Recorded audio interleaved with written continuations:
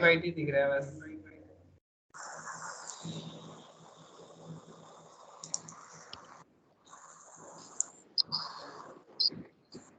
Visible है। ठीक, तो रिकॉर्डिंग और चालू कर देना। हाँ रिकॉर्डिंग कर दिया मैंने स्टार्ट। अब स्टार्ट करते हैं कि what is bug life cycle. Bug life cycle से स्टार्ट करते हैं। कोई भी बग है तो वो कैसे हम में आई और कैसे वो बग हमारी एंड हुआ। ठीक है, लेट सपोज आपको कोई सर स्क्रीन तो अभी भी दोस्त, स्क्रीन मेरी किसी को भी विजिबल नहीं है या किसी नहीं विजिबल नहीं सर विजिबल विजिबल हो नहीं गई हो गई हो गई सर विजिबल है। नहीं हो गई विजिबल। ठीक है, जिसको विजिबल नहीं है एक बार रिजॉइन कर लो, हो सकता है कुछ नेटवर्क कनेक्टिविटी का इशू हो। चलो अब बात करते हैं यहाँ पे what is bug life cycle की। बग भाई म्यूट कर लो प्लीज।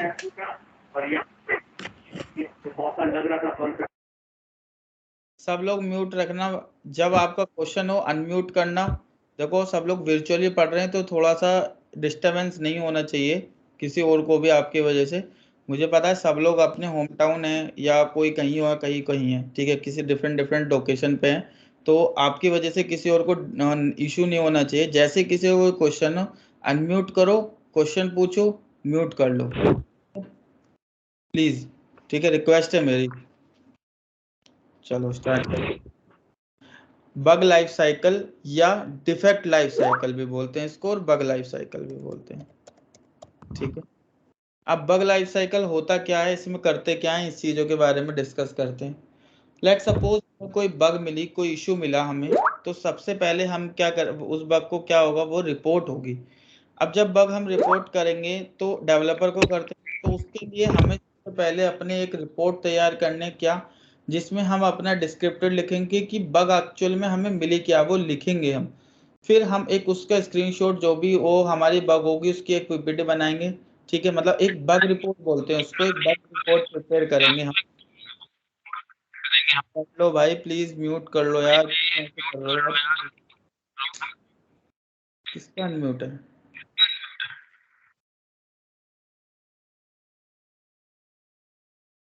हर्ष वो आपकी आवाज इको क्या आ रही है वापस? हाँ वो इसीलिए आ रही थी, शायद किसी के यहाँ से अनम्यूट था तो उसकी उसके उसमें आवाज़ बैक होकर के आ रही थी। अब मैंने म्यूट कर दिया। ठीक है, अब तो नहीं आ रही है?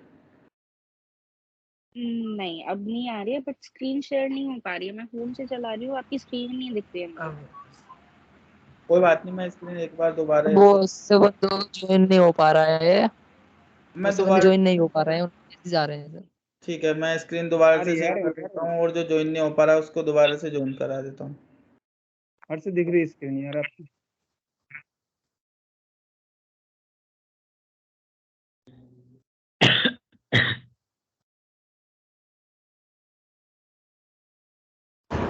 आएगा, आता रहे, क्या करना है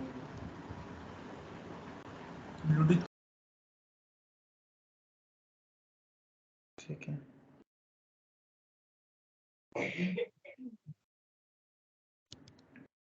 अभी स्क्रीन विजिबल है मेरी सबको? यस विजिबल है। विजिबल है।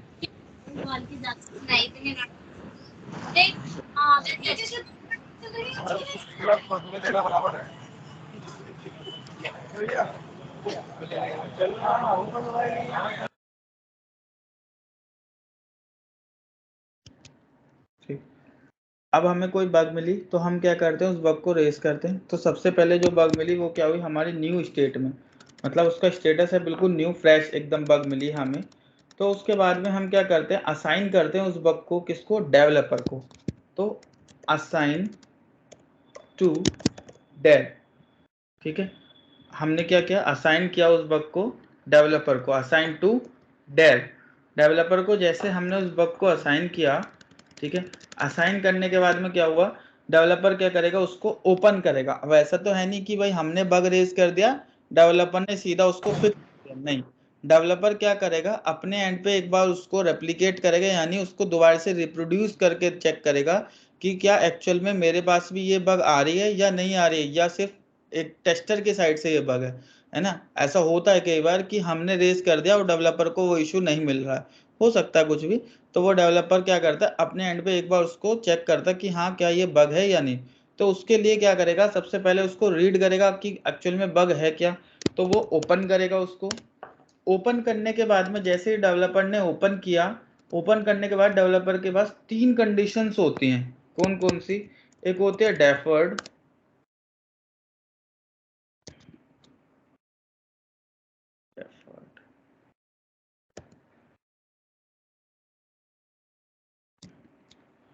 ठीक है, 3 कंडीशन होती है। एक होती है डेफर्ड, एक होती है हमारी डुप्लीकेट,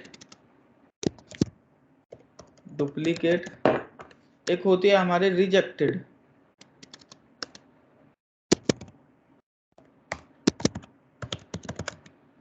ठीक है, 3 कंडीशन हमारी होती हैं, डेफर्ड, डुप्लीकेट एंड रिजेक्टेड। ठीक है, डेफर्ड क्या होती है, डुप्लीकेट क्या होती है और रिजेक्टेड क्या होती है, इसके बारे में समझते हैं पहले। ठीक है,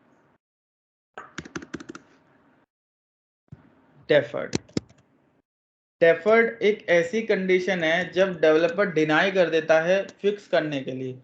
क्या होता है कि एप्लीकेशन पे हमारी कुछ बग ऐसी होती हैं, कुछ इश्यूज हमें ऐसे मिलते हैं जो कि लो प्रायोरिटी के होते हैं। लेट सपोज किसी एप्लीकेशन पे इशू मिला जिस लाइक एफएक्यू बटन जो होता है वो नहीं चल रहा था, बाकी सारी फंक्शनलिटी एकदम अप टू डेट है, सब सही चल रही है, बट एफएक्यू बटन नहीं चल रहा है। तो इस केस में क्या हुआ कि वो एक लो प्रायोरिटी का बग है, उसकी प्रायोरिटी बहुत लो है। तो एफएक्यू बटन जो है हमारा वो एक लो प्रायोरिटी का बग है। ठीक है, अब उस केस में जब ये एक लो प्रायोरिटी का बग है एफएक्यू बटन, तो इस केस में हमारा क्या होगा कि डेवलपर डिनाई कर देगा, बोलता है वो कि जब हम नेक्स्ट वर्जन रिलीज करेंगे, जब हम अपनी एप्लीकेशन का नेक्स्ट वर्जन जाते हैं ना, एप्लीकेशन के वर्जन 2.0 2.3 अपडेट आते रहते हैं एप्लीकेशन में, तो इस तरीके से जो वो बोलता है कि जब हम नेक्स्ट वर्जन अपडेट इसको रिलीज करेंगे तो उस समय हम इसको फिक्स कर देंगे, अभी के लिए इसको जाने दो। वो एक्सेप्ट कर लेता है कि ये बग है, बट वो बोलता है कि अभी के लिए आप इसको जाने दो, क्योंकि इसकी वजह से अगर मैं इसको अभी फिक्स करता हूं तो इसकी वजह से हमारा जो रिलीज टाइम है, जो इसकी डिलीवरी होनी है प्रोजेक्ट की, वो हमारी इम्पेक्ट करेगी। तो इसके लिए अभी के लिए आप इसे जाने दो, जब हम नेक्स्ट रिलीज में जब इसको लाइव करेंगे तब हम इसको नेक्स्ट रिलीज में इसको फिक्स कर देंगे। तो उसको फॉर द टाइम बीइंग उसको डेफर्ड मार्क कर दिया जाता है, उसको बोलते हैं डेफर्ड कंडीशन। तो एक कंडीशन ये होती है when developer denied to fix that bug for the time being, so that is known as deferred condition। ठीक है, इसको बोलते हैं डेफर्ड कंडीशन।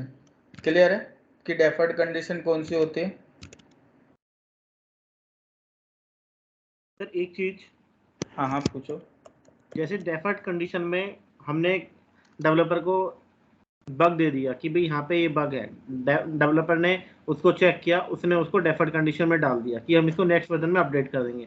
तो उस कंडीशन में टेस्टर पे तो कोई इशू नहीं होगा?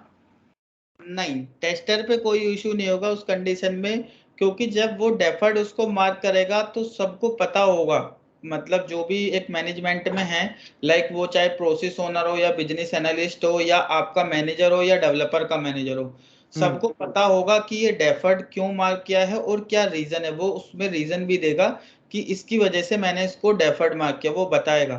टेस्टर का कोई इशू नहीं है, क्योंकि टेस्टर ने तो रेज किया है, अब उसने डेफर्ड मार्क किया है, तो अगर मैनेजमेंट को लगेगा कि ये डेफर्ड होना चाहिए तो वो डेफर्ड कराएगी, और अगर नहीं लगता मैनेजमेंट को कि ये डेफर्ड नहीं होना चाहिए तो वो डेफर्ड नहीं होगा, फिर वो उसको फिक्स करेगा। उसमें हमारा कोई पॉइंट नहीं है, मतलब हमारे अंदर से टेस्टर का कोई पॉइंट नहीं है। ओके डन जी। ठीक, डुप्लीकेट कंडीशन हमारी होती है एक, जब हाँ जी, तो डेफर्ड में लो प्रायोरिटी पे जो भी होंगे बग्स वही आते हैं क्या? बिल्कुल हाँ, लो प्रायोरिटी, हाई प्रायोरिटी का बग कभी डेफर्ड नहीं हो सकता। अभी हम बात करते हैं डुप्लीकेट की। डुप्लीकेट कंडीशन कौन सी होती है? डुप्लीकेट कंडीशन होती है, कई बार क्या होता है कि हमारी कोई बग ऑलरेडी रेज हो चुकी होती है, किसी और टास्क में, वो कंडीशन कैसी बनती है मैं बता देता हूँ।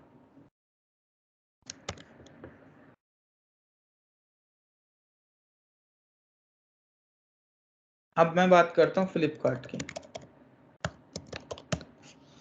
हमारी एक एप्लीकेशन है flipkart.com। इसमें देखो क्या है कि लेट सपोज मैंने टेस्ट किया, मुझे दिया गया लॉगिन फंक्शनलिटी को टेस्ट करने के लिए, ठीक है।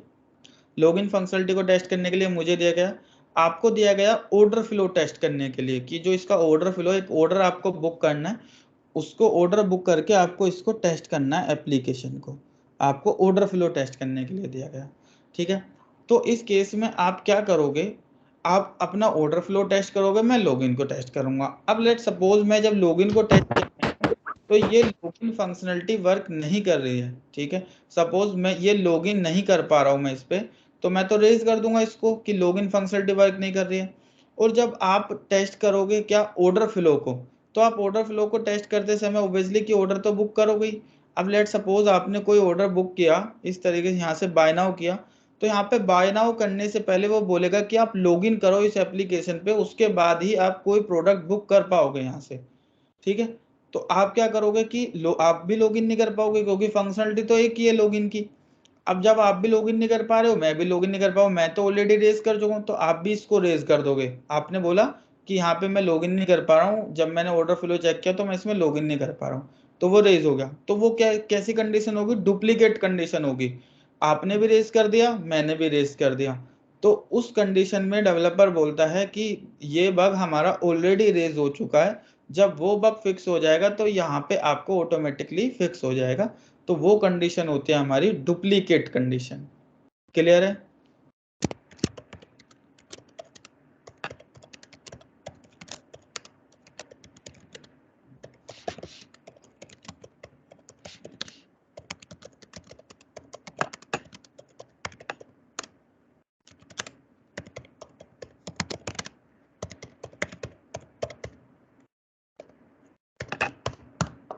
ठीक है, तो उसको हम डुप्लीकेट कंडीशन बोलते हैं, ठीक है।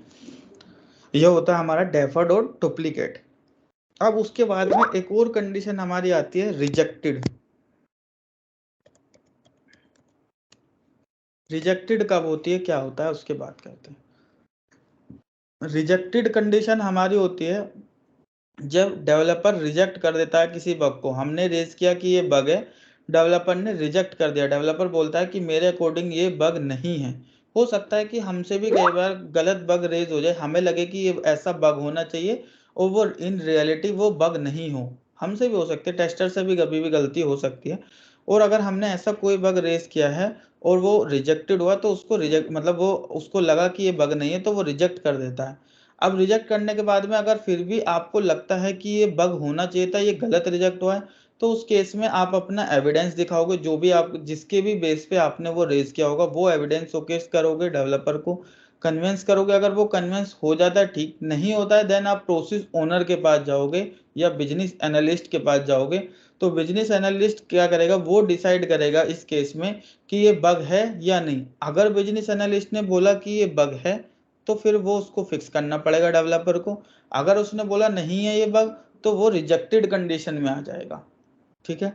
तो वो होती है कंडीशन रिजेक्टेड की।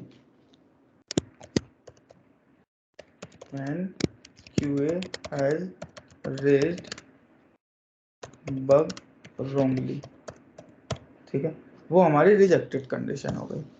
अब अगर हमारी बग इन तीनों ही कंडीशन में लाई नहीं करती है, हमने जो बग रेज किया है वो बग इन तीनों ही कंडीशन में लाई नहीं करती है, तो उस केस में क्या करेगा, वो जो डेवलपर होगा उसको फिक्स करेगा, ठीक है। फिर उसको कर देगा फिक्स, डेवलपर उसको फिक्स कर देगा। अब जब फिक्स कर दिया उसने, तो फिक्स करने के बाद में अब ऐसा तो है नहीं कि डेवलपर ने बोला कि फिक्स हो गया तो फिक्स हो गया, नहीं, हमें तो उसको अपने एंड पे वेरीफाई करना है कि वो फिक्स हुआ भी है या नहीं। तो हम क्या करेंगे, अपने एंड पे उसको रीटेस्ट करेंगे, दोबारा से उसको फंक्शनलिटी को टेस्ट करेंगे कि क्या ये इशू रिजोल्व हुआ है या नहीं हुआ, तो उसको बोलते हैं रीटेस्ट, ठीक है। अब अगर हम वो जो हमने रेज किया है वो हमारा जब हमने दोबारा टेस्ट किया वो इशू रिजोल्व हो जाता है, तो हम क्या करेंगे, उसको वेरीफाइड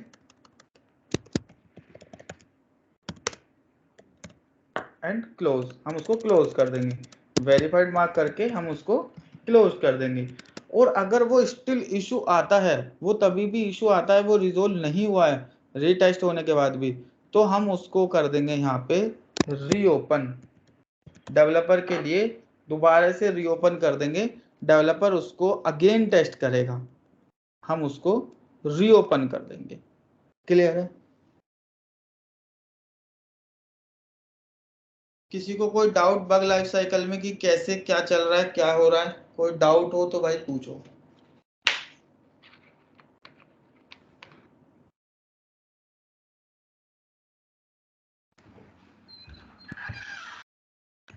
पूछो भाई, अगर कोई डाउट हो किसी को कोई। वेरीफाइड वाला क्लियर कर दीजिए एक बार सर।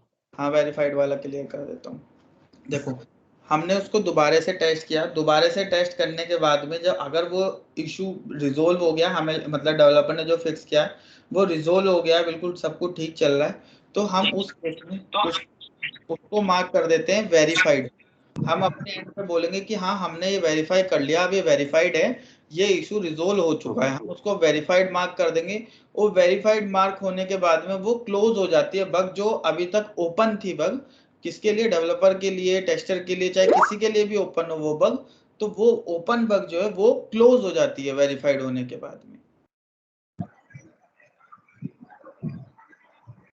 Hello sir. बोलो। हेलो। हाँ बोलो। सपोज जैसे हमने किसी एप्लीकेशन को टेस्ट किया, उसमें हमें कोई बग मिली, अब उसको सब फर्स्ट ऑफ ऑल हम उसको डेवलपर के लिए उसको न्यू पे असाइन करेंगे भैया कि बग मिली है हमें। असाइन के बाद डेवलपर उसको, हमने जब बग फाइंड करी उसको हमने डेवलपर को असाइन कर दिया। असाइन के बाद डेवलपर उसे ओपन करेगा, उसको क्रॉस चेक करेगा कि वो बग है या नहीं है। अच्छा, उस ओपन करने के बाद डेवलपर के पास 3 कंडीशन होती हैं, या तो डेफर्ड करे, डुप्लीकेट या रिजेक्टेड। डेफर्ड में अगर कोई छोटा मोटा बग है, लाइक जिससे कोई एप्लीकेशन पे या कोई इम्पैक्ट नहीं, बड़ा इम्पैक्ट नहीं है, तो उसको डेफर्ड में डाल देगा। और कोई मल्टीपल टेस्टर ने मल्टीपल वो असाइन कर दिए हैं बग को, तो उसको डुप्लीकेट पे डाल देगा। और डेफर्ड और डेवलपर के अकॉर्डिंग वो बग नहीं।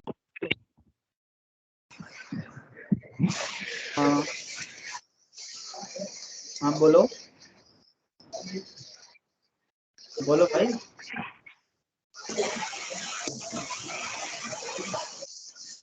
तो वही सारे सब लोग म्यूट करो, जो बोल रहे थे वो बोलो प्लीज।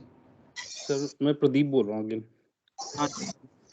अच्छा सर, ये मैं कह रहा हूँ कि वेरीफाइड और क्लोज्ड फिर एक साथ नहीं होना चाहिए, क्योंकि वेरीफाई हो गया उसके बाद तो क्लोज हो ही गई ट्रांजेक्शन। नहीं, वेरीफाइड मार्क किया, अभी टेस्टर ने अपने एंड पे वेरीफाइड मार्क कर दिया, टेस्टर ने बोला कि अच्छा हाँ मेरे एंड पे वेरीफाई हो गया, तो जो ठीक टेस्टर है। का मैनेजमेंट मैनेजर होगा, टेस्टिंग मैनेजर होगा, वो उसको अच्छा क्लोज मार्क करेगा अपने एंड पे, या process owner sorry business analyst भी अपने एंड पे क्लोज मार्क कर सकता है, या फिर मैनेजर करेगा। तो मतलब जो मतलब सर स्टार्टिंग जो ये बिजनेस मैनेजर है या प्रोसेस ओनर है, तो ये ही क्लोज करेंगे ट्रांजेक्शन या टेस्टर क्लोज करेगा? क्लोज हम नहीं करते, हम तो रेज करेंगे, जो एंड में क्लोज होगा वो हमारी कमेंट के बाद में क्लोज होगा, जो कि प्रोजेक्ट मैनेजर होगा वो करेगा क्लोज उसको, प्रोजेक्ट अच्छा मैनेजर या बिजनेस एनालिस्ट। ओके ओके ठीक है सर। सर जो रीटेस्ट हेलो कंडीशन वो डेफर्ड में और इन तीनों कंडीशन में अप्लाई होगी, डुप्लीकेट में भी अप्लाई होगी और रिजेक्टेड में भी। कौन सी कंडीशन? रीटेस्ट वाला सर, ये रीटेस्ट वाला, ये डेफर्ड, डुप्लीकेट और रिजेक्टेड तीनों इसमें अप्लाई होगी क्या? नहीं नहीं नहीं नहीं, रीटेस्ट तक तो वो पहुंचेगा ही नहीं अगर ये तीनों कंडीशन में आ जाता है, रीटेस्ट पे तो वो पहुंचेगा ही नहीं।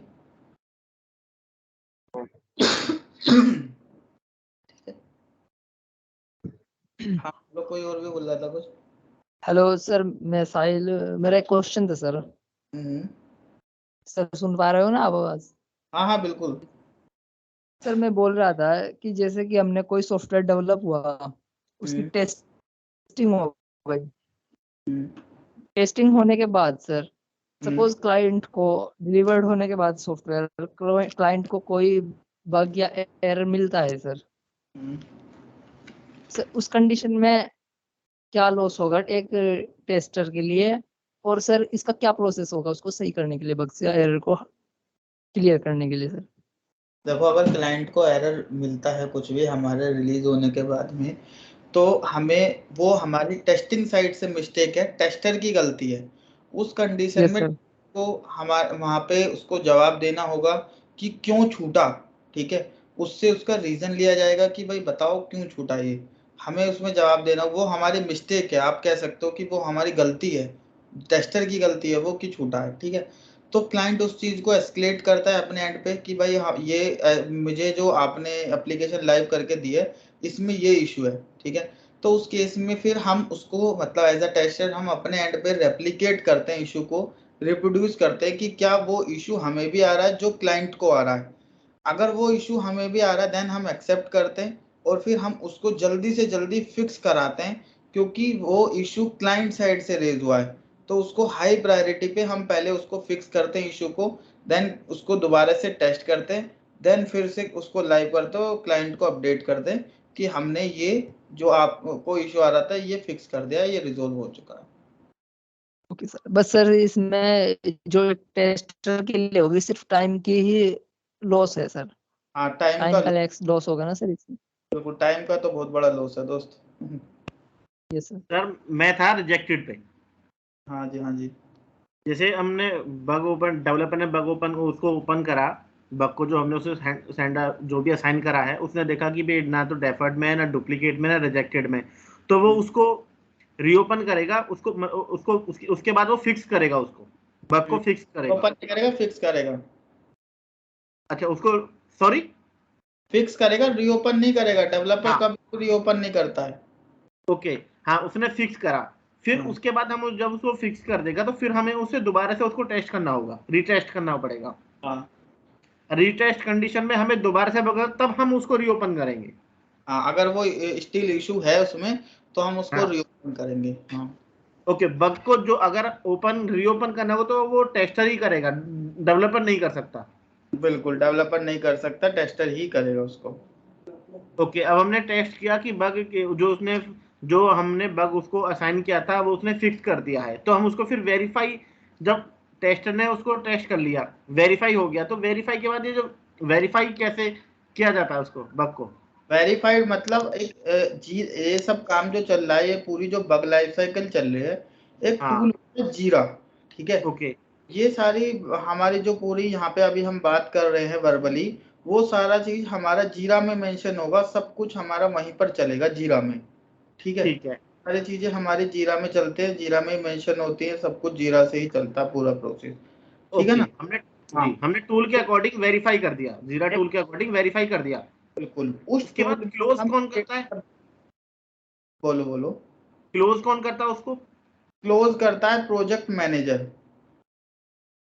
ओके ठीक है। हम तो सिर्फ जीरा टूल जो होता है हमारा, उस टूल में अपडेट कर देंगे कि भाई हमारी तरफ से डन है, हमने इसको अपनी तरफ से वेरीफाइड मार्क कर दिया है कि हम इसको वेरीफाइड कर चुके हैं, अब ये डन हो चुका।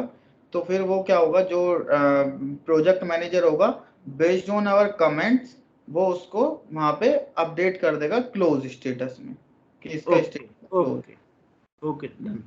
ठीक है। और जी किसी का डाउट भाई?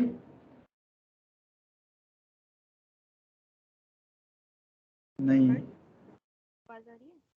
हाँ बोलो।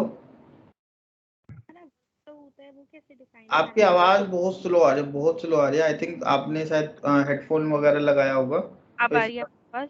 आप परफेक्ट आ रही है। ठीक है, तो ये वर्क फ्लो कैसे आपका डिफाइन होता है कि फॉर एग्जांपल हमने एक टेस्ट किया, उसके बाद वो टेस्ट हमने आगे भेज दिया प्रोजेक्ट मैनेजर के पास, ठीक है, और प्रोजेक्ट मैनेजर ने भी पास कर दिया, फिर क्लाइंट से एस्केलेशन आई, बट हम उस टाइम पे ना दूसरे प्रोजेक्ट पे काम कर रहे हैं, तो वो हमारा कैसे काउंट होगा, लाइक वो एस्केलेशन में आएगा या फिर कैसे हम लोग करेंगे उसको? देखो, वो हमारा एस्केलेशन में आएगा, वो रेज होगा, हमारा एस्केलेट करेगा क्लाइंट, किसको, प्रोसेस ओनर या बिजनेस एनालिस्ट को। बिजनेस एनालिस्ट क्या करेगा, हमारा बिजनेस एनालिस्ट उसको रेज करेगा किसको, टेस्टिंग टीम के लिए, कि भाई ये क्लाइंट से एरर रिपोर्ट हुआ है। तो टेस्टिंग मैनेजर तो रहेगा ही, टेस्टिंग मैनेजर तो क्योंकि देखो प्रोजेक्ट कभी भी खत्म नहीं होता है, वो हमेशा हैंडल होता है, प्रोजेक्ट चलता रहता है मेंटेनेंस पे। तो मेंटेनेंस चीजें, जो मेंटेनेंस का काम होता है वो भी टेस्टर ही देखते हैं। तो फिर वो वहां से जब रेज होगा तो टेस्टर मेंटेनेंस में आएगा। तो जो उसका प्रोजेक्ट मैनेजर होगा, मतलब टेस्टिंग मैनेजर होगा, वो अपने जो भी उसके अंडर में टेस्टर्स होंगे उनको रेज करेगा कि भाई ये इशू आया, इसको चेक करो।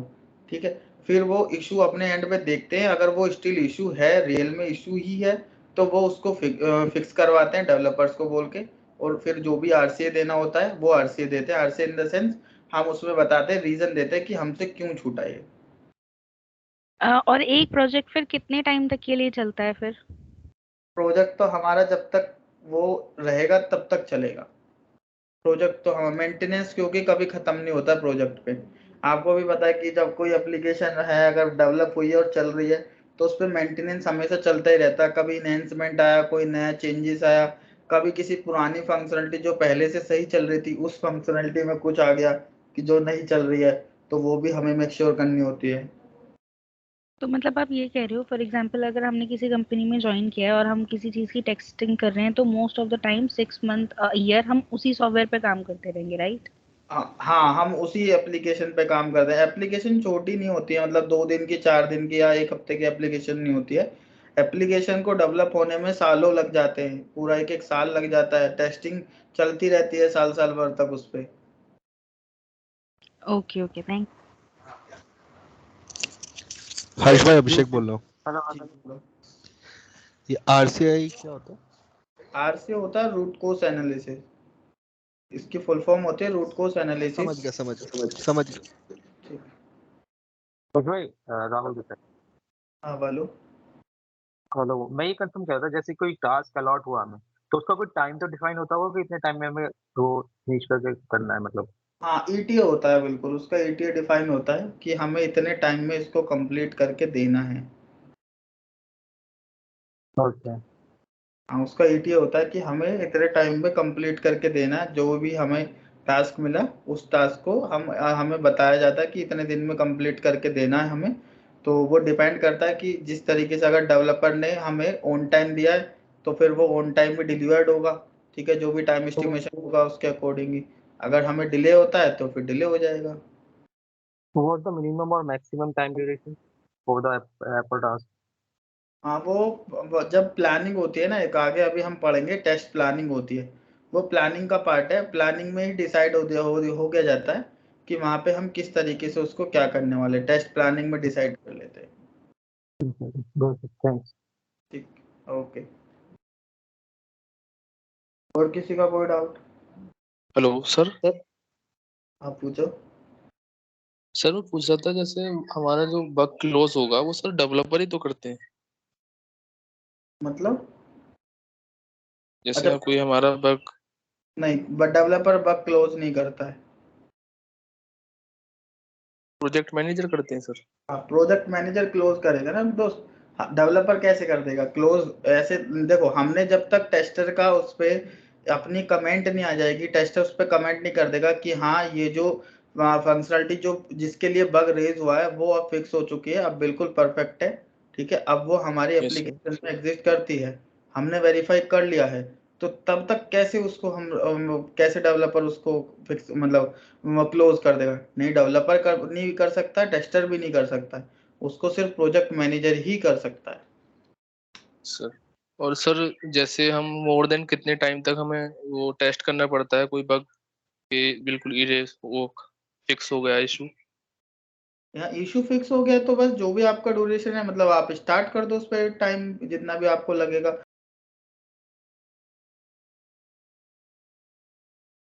है ना, ऐसा नहीं होता है कभी भी। जो टाइम लगना है तो लगेगा, क्योंकि वो टेस्टिंग का काम है, तो लगेगा ही। जितना टाइम लगना चाहिए तो वो टाइम तो लगेगा ही लगेगा। ओके सर, ठीक है, थैंक यू सर। और किसी का कोई डाउट? सर ये जो STLC में डिफेक्ट लॉगिंग है, डिफेक्ट लॉगिंग के बाद ये बग लाइफ साइकिल स्टार्ट हो जाती है? हाँ बिल्कुल परफेक्ट। जो डिफेक्ट को हम लॉक करते हैं उसके बाद ही बग लाइफ साइकिल स्टार्ट होती है। और ये टेस्ट साइकिल क्लोजर जो है ये आपका जो क्लोज्ड है लास्ट में, ये वही है? बिल्कुल परफेक्ट, ये वही है। Okay sir, okay sir, okay sir, ठीक है। Thank you. लाइफ साइकिल हमारा कंप्लीट होता है। हेलो हाँ हाँ जी, हाँ जी बोलो।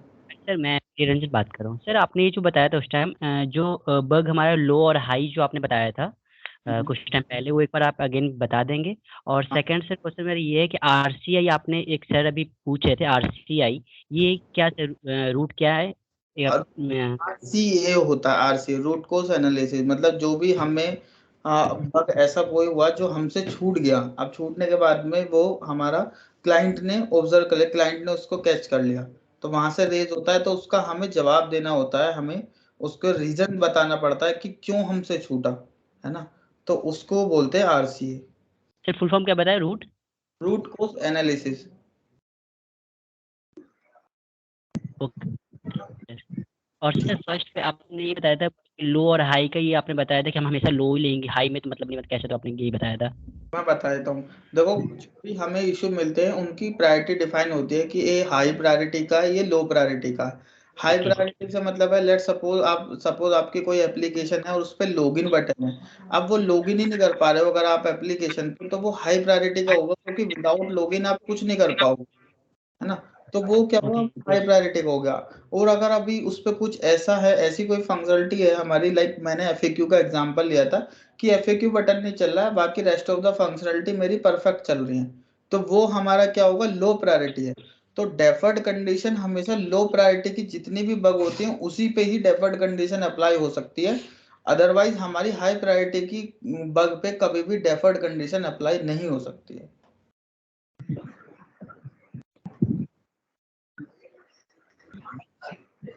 Okay sir, okay okay thank you. ठीक है, तो आज के लिए साइकिल सर अभी एक चीज और आपने बताया था कि जब हम प्रोजेक्ट हम एक टाइम को हम देते हैं, फॉर एग्जांपल 2 हफ्ते या 4 हफ्ते या 6 हफ्ते देते हैं, तो आपने बताया था कि वो प्रोजेक्ट हम टीपी करके हम बोलते हैं, मतलब उसे हम डिनोट करते हैं, आई थिंक। टीपी आपने भी बताया था सर कि प्रोजेक्ट इस टाइम तक चलेगा, उसको आपने एक मतलब एक कंप्यूटर लैंग्वेज में आपने अभी जस्ट एक लैंग्वेज में आपने बताया था। QT मैंने टीपी बताया था, नहीं बताया, स्प्रिंट बताया था। दूसरा कुछ, आई थिंक दूसरा आपने कुछ बताया होगा सर। बताया था ईटीए। क्या सर? ईटीए बताया था ना, एक्सपेक्टेड टाइम एस्टिमेशन। अच्छा, ईटीए बताया था, तो उसको मैंने ईटीए की, उसका ईटीए होता है जो डिसाइड होता है, मैंने ईटीए बताया होगा। हाँ हाँ जी, हाँ जी।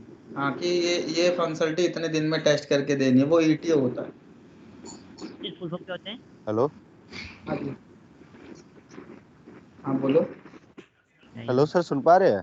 हाँ हाँ सर मेरे को एक्चुअली ये जानना था, मान लो क्लाइंट साइड से हमें कोई पीएचडी या फिग्मा जो भी मिला, मतलब फ्रंट एंड के लिए, डिजाइनिंग के लिए, जो टेस्टर होता है वो फ्रंट एंड भी चेक करता है, सिर्फ बैक एंड की फंक्शनैलिटी के लिए, मान लो कोई फॉर्म है, इसकी वैलिडेशन, ये सिर्फ ये चीज चेक करता है? दोनों चीजें चेक करता है, फ्रंट एंड भी बैक एंड भी। अच्छा, फ्रंट एंड का टेम्पलेट जो क्लाइंट साइड से है कि भाई साइड इसने ये मांगा था, ये सारी चीजें भी चेक करता है? बिल्कुल बिल्कुल perfect end to end application को टेस्ट करता है। Okay okay, thank you. अभी कोई पूछा था क्या, ईटीए की फुल फॉर्म पूछे थे क्या? हो गया, क्लियर हो गया सर, वो हो गया, ठीक है, ओके ठीक है, फिर आज के लिए इतना। नेक्स्ट मिलते हैं मंडे, सैटरडे संडे ऑफ रहता है, मंडे टू फ्राइडे क्लास होती है, तो मंडे मिलते हैं, नेक्स्ट टॉपिक पढ़ते हैं बिल्कुल फ्रेश। ठीक, okay sir, good night everyone. Okay sir, good night everyone.